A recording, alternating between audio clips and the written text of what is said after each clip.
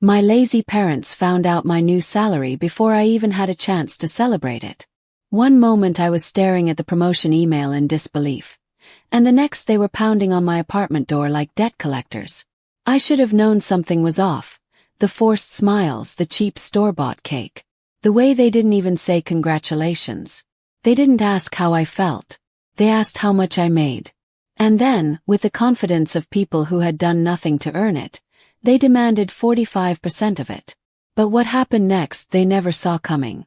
My name is Greatness Winslow, and for most of my life I've carried myself with a kind of quiet discipline, the kind you learn when you grow up knowing no one is coming to save you. I left home at 18 with 2 suitcases, a scholarship, and a promise to myself that I would never owe anyone anything, especially not my parents. I worked late shifts, studied on bus rides, and built a career brick by brick until the day I finally became a lead financial strategist at a private firm in Cleveland, Ohio. People who meet me now say I look composed. Long, dark hair, clean lines in my clothes, that calm confidence of someone who earned her place, but they never see the years behind it. The years of being told I owed my parents for breathing, the guilt, the emotional tabs they kept like receipts. That night when they showed up at my apartment uninvited, all those years rushed back at once. My mom Roxanne stepped in first. She always did. A heavy spritz of perfume hit me before her smile did. Thin, practiced, the kind she used on church ladies when she wanted sympathy. Dad followed behind her, hands shoved in his jacket pockets like he was hiding something. They dropped the plastic cake on my counter as if it were a gift, but their eyes were already scanning the room, calculating. "So," Mom said, sliding into a chair at my small kitchen table, "your salary went up quite a bit." She didn't ask how my day was. She didn't even pretend. I tried to keep my voice steady. "Yes, I've worked for it a long time." Dad let out a low whistle. "You're doing well, Greatness. Better than us. And after everything we've done." He let the sentence hang like bait. I'd heard that line since childhood. Every meal, every ride, every school form. They logged it like debts in a ledger. Mom leaned forward, elbows on my table. "We think it's fair," she said softly, "that you contribute to the household. 45% of your monthly income, just until we get back on our feet." They said it like a favor, like a duty, like a bill I'd forgotten to pay. My chest tightened. My shoulders instinctively pulled back. Old habit, old armor. Because in that moment I finally understood something. This wasn't a request. It was a collection call. For a moment, I just sat there staring at them across my own kitchen table. The same table I'd worked overtime to afford. The same table they'd never once helped me buy, move, or assemble. My mother tapped her nails on the surface like she was waiting for a waiter to take her order. Dad leaned back, confident, as if the decision had already been made for me. "That's not how this works," I finally said.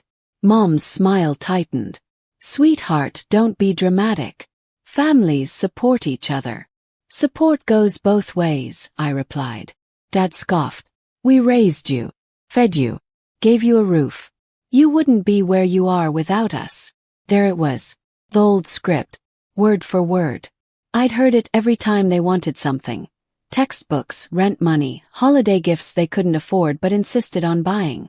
Except back then I didn't have the spine to push back. But tonight something cracked. "You left home at 18, Mom said sharply. "We didn't ask questions. You just walked out and now you act like we owe you explanations." I felt my jaw tighten. "I left because every time I tried to breathe, you turned it into a debt." A flicker crossed her face. Annoyance. Then anger. "You're ungrateful." Ungrateful. The word she loved most. Dad leaned forward. "This isn't optional, Greatness. 45%. Starting next month. You make good money. We deserve to benefit after all we sacrificed." "You didn't sacrifice," I said quietly. "You survived. There's a difference." Dad's voice hardened. "We are your parents. You owe us." Something in me snapped clean. I stood up. Not abruptly. Not dramatically. It was slow. Steady. Intentional.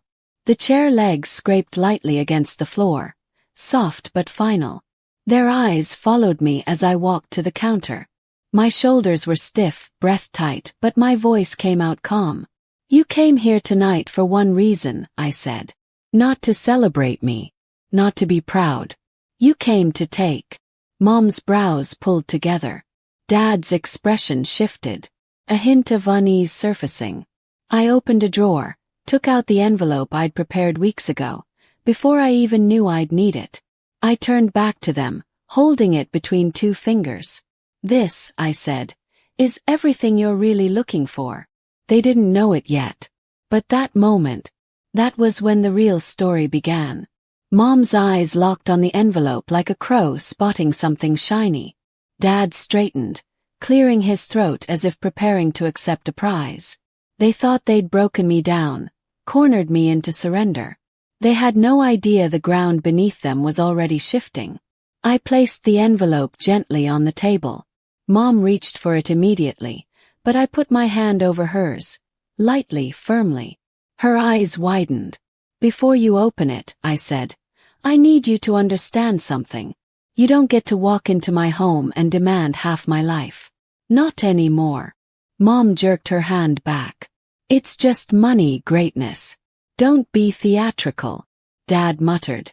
She's always been dramatic. Always thought she knew better. I ignored him, stepping back and wiping my palms on my slacks. My heart was pounding, but my voice stayed even, controlled in a way that unnerved even me. Mom tugged the envelope toward her. If this is your attempt at acting tough, it's not. It's clarity, I said. Their brows creased, confused but still smug. That confidence only people with nothing to lose tend to have. Greatness, we're your parents, Dad insisted. This attitude of yours, it's what separates you from the rest of us. You think you're above us now. I think, I replied, that boundaries aren't disrespect. Dad scoffed. Mom shook her head. You've been brainwashed by those career people. You forgot who raised you. I didn't argue. Arguing with them was a treadmill. Constant motion, zero progress. Instead, I picked up my phone and stepped aside. Maris answered on the second ring. Everything okay? It's time, I said. Her tone sharpened. Then stick to the plan. Let them reveal themselves. I hung up and leaned against the counter, arms folded. The dynamic in the room shifted. Subtle but decisive. Mom could sense it too. Her eyes narrowed. What plan? She demanded. You'll see, I said softly. The envelope sat between them like a quiet threat they didn't recognize yet. Mom finally tore it open. Paper slid out, crisp, notarized, unmistakable. Not money. Not an apology. Not surrender. Just the truth. A truth they'd signed themselves into years ago. As they scanned the first page, their smirks faltered. Their fingers froze. Their confidence bled out in silence. For a few seconds, the only sound in my kitchen was the hum of the refrigerator. Mom's eyes flicked across the page once, twice, then a third time, each pass draining more color from her face. Dad blinked rapidly like he couldn't get his vision to focus. This isn't real, Mom murmured. Oh, it's real, I said. Your signatures are at the bottom. Dad squinted at the page. We didn't sign this. We would never. You did, I replied. 3 years ago. Remember when you told me you wanted to protect my future, and insisted on drawing up a declaration so I wouldn't be liable for your financial choices? Mom searched her memory, desperate for a loophole. We didn't know what we were signing. You understood enough to push it on me, I said. You understood enough to tell people you were proud I was standing on my own 2 feet. But now that you want money, it's suddenly invalid. The silence that followed was heavy and uneven, like a table with a broken leg. Dad slammed the papers down. This doesn't mean anything. It means everything, I said. Legally, financially, morally, you have no claim to my income. You never did. Mom clutched the edges of the papers as if gripping them hard enough would change the words. We didn't raise you to be this cruel, she said, voice cracking into that familiar performance. Cruel, I repeated. You demanded 45% of my salary the night I achieved something you never supported. You came into my home and treated me like a paycheck. Dad pushed his chair back and stood, pointing a shaking finger at me. Don't talk to your mother like that. I stepped closer. Then stop treating me like a wallet. For the first time in my life he had no comeback. His mouth moved, but only air came out. Mom slammed the papers on the table. We'll take this to court. You already did, I said. Their heads jerked up. You already filed a parental support petition, I said calmly. I received the notice 2 days ago. Mom's face went slack. Dad froze like someone had hit pause. And before you ask, I added, yes, I saw the fake messages you submitted. The ones supposedly from me promising monthly payments. The number was 1 digit off mine. Sloppy. Mom's breath hitched. Dad took a step back. You committed fraud, I said. You took this beyond entitlement. You made it criminal. Right then the door buzzer rang. 3 short chimes. A jump. Gasp. I didn't move. A moment later, footsteps echoed in the hallway. 2 women walked in when I opened the door. Maris in her sharp charcoal coat, and an officer holding a folder. Evening, Maris said calmly. I believe we have documents for the Winslows. Mom backed away like the walls were closing in.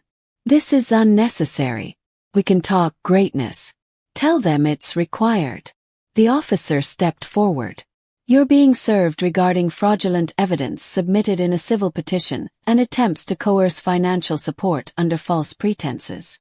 Dad's knees nearly buckled. You can't do this. We're family. Maris glanced at him. Family is not a shield when you break the law. Mom's voice erupted into high-pitched panic. She trapped us. She planned this. That envelope, Maris said, contains a notarized declaration you both willingly signed. You cannot claim ignorance now. Dad lunged forward, voice cracking. We needed that money. And she needed parents, Maris shot back. All she ever got were debt collectors.